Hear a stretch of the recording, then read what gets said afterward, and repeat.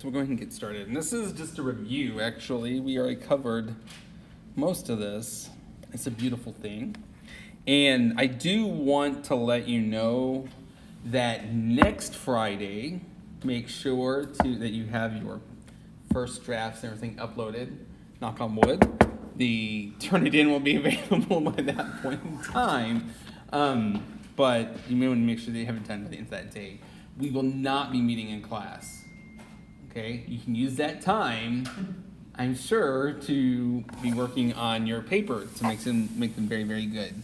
But I have a procedure that morning, and so therefore I don't know. Whenever I thought it was going to be done here in, I was going to say Ann Arbor. Lord have mercy, I haven't lived in Ann Arbor for a long, long time. Here in Lakeland, I thought that would be able to get done by then, but insurance won't let me do it here. I have to go to Brandon, so I don't know. I can't promise I'll be back. Yes, because we didn't have one this week, so it's primarily going to be over chapter 16. I'm hoping to start chapter 17 today is my goal, but because there's not very much left here. We'll just meet on Wednesday. Quiz in more of chapter 17. Mm-hmm. Not having class, does that affect your other classes as well? Or is that something you meant? No, I didn't mention in history of cancer, so I'll need to mention history of cancer as well. Thank you I'll send out an email. And then we weren't meeting for capstone anyway since it's on Friday. Okay. All right, so this was just catabolism and how not everything, it seems like that, but how things are interrelated. And so you can actually break down other parts, other metabolic pathways, other biomolecules in order to get citric acid cycle intermediates, which the whole purpose, once again, is really to make these electron reducing equivalents of NADH or FADH2, because those go on to make more ATP. Inadvertently, in the citric acid cycle, you make one ATP every time it goes around. Technically, you make one GTP, and the nucleoside diphosphate kinase comes in and makes it ATP. But that doesn't give you very much. So where you get the biggest bang for your buck is really from all the NADHs and FADH2s. And the same thing is true for glycolysis. Okay. So what happens is normally, if you just if you just eaten a rich meal, we'd undergo, normal. They actually don't even have it on here, but the normal glycolysis, glycolytic pathways. But we can also, during times of fasting, the process is oxidation of fatty acids. It's called beta oxidation. So we can talk about how we'll be breaking those down to make acetyl-CoA in order to go through here. Then there are lots of different protein amino acids from proteins. So you have proteases that chew them up to the amino acids, and then we have various ways of making these different citric acid intermediates. Some of them we pointed out are pretty easy to tell, like alanine to pyruvate, aspartate to oxaloacetate, glutamate to alpha-ketoglutarate. Because these are the amino acids and those are the alpha keto acids. Okay. And so we actually already talked about this. But what enzyme is it that will convert these? Go here. Okay, good. What enzyme is it that converts, for example, alpha-ketoglutarate to glutamate? By the way, it is reversible. It doesn't show it being reversible here, but it is reversible. So just like there are times that we'll undergo, if we need to make proteins, we can undergo and cannibalize from the citric acid cycle to make the proteins.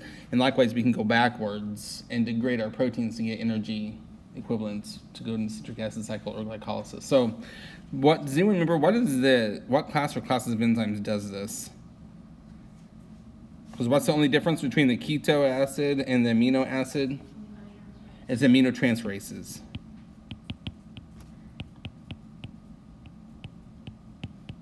The old-fashioned term for them were transaminases. Okay, but technically they like to say aminotransferase now.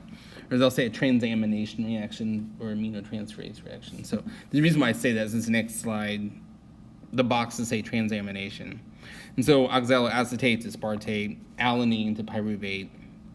And then we'll learn later on this semester how to go from glutamine to glutamate and asparagine to aspartate and some of the others as well. Okay, so that's why that's just transamination. All right.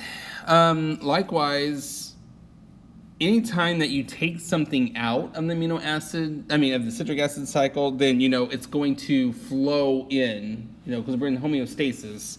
And so sometimes some of the questions I've asked in quizzes or exams or the suggested problems will actually have you start to think about ways to either take out or to replace in. So that's when you have to really, anytime you can, you want to try to funnel it towards, the alanine or aspartate or glutamate or something like that, because you're going to find out that they're all interrelated, okay? Just like if you're trying to get from, here, the university to, Lakeside Village, the mall, and you hear that, Edgewood is blocked, so you can't go to Edgewood, and, you can find another way. Take Beacon. Please don't take Beacon too much, because it makes my neighborhood too crowded. So, but you get the idea. There are ways around it to get from point A to point B. And so the same thing happens within your body as well. So anytime that we take something out, we can replace it. So this is just one example. For example, let's say that we took out oxaloacetate to make aspartate. Well, one way to get the oxaloacetate back is to use our pyruvate carboxylase reaction to undergo that little portion of glyconeogenesis in order to scavenge from pyruvate. We could get the pyruvate from alanine. So maybe alanine made pyruvate. Pyruvate then goes to make oxaloacetate. Oxaloacetate then goes on to do the citric acid cycle. So that's one of the reasons why, let's say, for example, this is an extreme, but you have a diet that's where you don't make alanine. Maybe your diet, you're alanine deficient. You don't die, okay? And the reason why you don't die is we have ways around that. You're not, because we can take oxaloacetate, oxaloacetate then can go be turned into pyruvate essentially, and so on. So pyruvate can then go on to make alanine for whatever reason. So that's why alanine is not an essential amino acid. Our bodies can make it. There are ways around it. Well, this is just showing the little cartoony example of that. Okay, this is anabolism. And so now we talk about how we could go through and do catabolism, but we can do likewise. We can do anabolism. And so once again, I've already been referring to this. We can go from here, and in particular, one big thing to point out. Gluconeogenesis is the easiest to talk about. So one really big thing to point out here is the fact that, remember, oxaloacetate cannot escape. So the way, since gluconeogenesis occurs in the cytosol, and this is in the mitochondrial matrix, is oxaloacetate has to first be transformed into malate. Malate gets to go on out, malate to oxaloacetate, and so on and so forth. Okay, and so it's the same dehydrogenase. This is malate dehydrogenase here and here. It's just that one is called mitochondrial, because it's located in the mitochondria, and one is cytosolic. But, it's pretty easy that we could see, just like we could go from alpha ketoglutarate to make glutamate, and then glutamate can be used for all the things that glutamate, which we'll talk about what other uses for glutamate, but it can be used to make proteins, or it can be used for neurotransmitters and so on and so forth. Okay. Oh, there was a typo. That's why I fixed that typo one time. That's why it's in a different color. And you can just ignore. I keep forgetting to take that out. But we can see here that you can also do lipid anabolism by ultimately getting from acetyl-CoA. Okay, it's in the cytosol once again, so it's really important to try to think about what part of the cell, or if the specific cell does it. We've talked about how, for example, it's supposed to undergo gluconeogenesis. It's talked about the hepatocytes, so we have the Cori cycle. Acetyl-CoA is primarily in mitochondria, and so then we have to indirectly get there using citrate, and so we'll talk more about this later on. And one other thing to point out, this is a little side note, like if you can kind of remember this in the back burner, is that this is one way we get NAPDH, okay, as well, which we normally talk about NADH. There's been a couple ways. And so we talk about the pentose phosphate pathway, and then another one is the fact that we can use this as another method to get NADPH for certain types of biosynthesis reactions. Okay.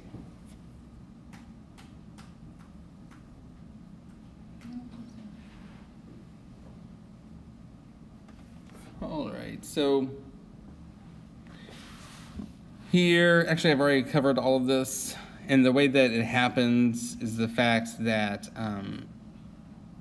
this is one way. It's It's not a direct way to make NADPH. This is just to show, this is malate dehydrogenase. And then the enzyme that comes in here utilizes, instead of utilizing NADH, it utilizes NADPH. And so it's one way to essentially convert an NADH to NADPH. But once again, it's kind of like an off-label part of the reaction, okay? But once again, the main source is the pentose phosphate pathway. This is just a little summary of everything that we've been saying so far. It's pretty, at some point in time we can talk about, or you can just take the time to look through and we can see how it's all interrelated. Some of them it's a little bit easier to see than others. Once again, remember that's just aminotransferase, so how to go from oxaloacetate to aspartate, and how aspartate itself is actually used for multiple things. And we can do the same thing here. We can do through gluconeogenesis, which we've already talked about. We can make alanine, so on and so forth. This is one way that we can go on to build up the fatty acids and your steroids and stuff, is actually through the catabolism of citrate from the citric acid cycle. So it should make sense that we don't undergo anabolism during times when we need energy. Okay, you're only going to undergo this whenever you already have lots of energy. So you're not going to siphon off citrate to go this way if you need to make ATP. It's going to undergo the normal, I shouldn't say normal, it's not going to undergo citric acid cycle. I just wanted to briefly point this out. Like I said one time before, I went to University of Missouri, and so we are like a major, like the oldest land-grant university, but our biochemistry department is actually is located through the ag school, and so they do a lot with respect to plants, obviously. And one thing that plants do in certain microbes is they actually have a way to bypass part of the citric acid cycle that we can't do. And it's called the glyoxylate cycle. Some places also call it the glyoxylate shunt, because it completely, didn't mean to do that. It completely does away with doing a portion of this, okay? And so the reason why, and this is especially true for seeds, okay, is that they can actually use acetate, which is essentially vinegar, as their source metabolite. So they can do things that we can't. And so they can convert acetate to acetyl-CoA. It undergoes the first part of the citric acid cycle just like normal, but whenever it gets to isocitrate, what happens here is there's a lyase, which cuts it apart into succinate and glyoxylate. That's what's called the glyoxylate cycle or shunt. And then this glyoxylate can be utilized with more acetyl-CoA in order to make the malate fumarate. And so that's why it completely converts. You don't have to worry about these other steps, and yet you still get NADH, and NADH ultimately comes from the acetate. All right, and that's just the same just a little different cartoon. I usually try to bring it home with respect to something biomedical.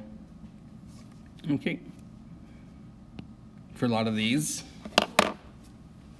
All right, so there are problems with Krebs cycles. Another thing is citric acid cycle. Once again, remember the TCA cycle. There are problems that can occur, and one of them that's known, or a series of related ones, has to do with pyruvate dehydrogenase complex and alpha ketoglutarate dehydrogenase complexes. Because remember, this is a good review, what were the cofactors that were required for the PDH and the alpha ketoglutarate dehydrogenase complex? TPP, okay, TPP, FAD, and lipoic acid or lipoate, okay? And TPP comes from thiamine. Thiamine is vitamin B1, right? So people who either have a disease where they can't utilize vitamin B1, or maybe they can't absorb it, or one of the big things is if they don't get it in their diet, it can cause various diseases. One example that's beriberi. Does anyone know, there's a great historical anecdote or side note that happens with respect to vitamin B1 diseases and beriberi? Does anyone know what happened?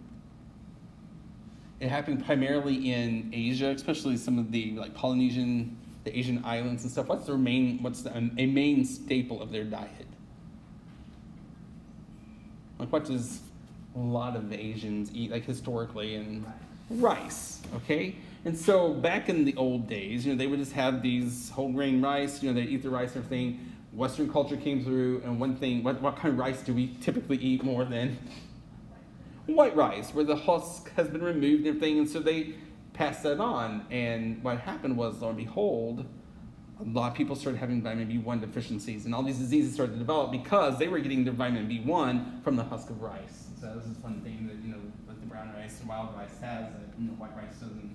You should have a varied diet anyway. But it causes lots of problems, lots of energetic problems. And it should make sense, like malaise. You can die from it.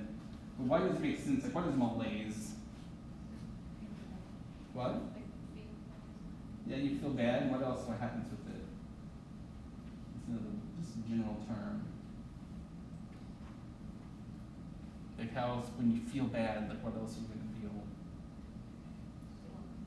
Sluggish. Like, what's fatigue? This is the word, right? And so, why does it make sense that you're going to feel so tired and have this general malaise and sluggishness and things like that? You have lack of energy because you're not able to produce this enough TPP, so therefore you can't get the energy that would be undergoing from the citric acid cycle, or even that step 0 of the citric acid cycle.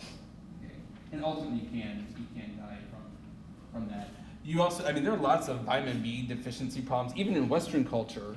Okay, and so where people have some people with digestive problems, where they have problems absorbing some of their B vitamins, and so that can also happen as well.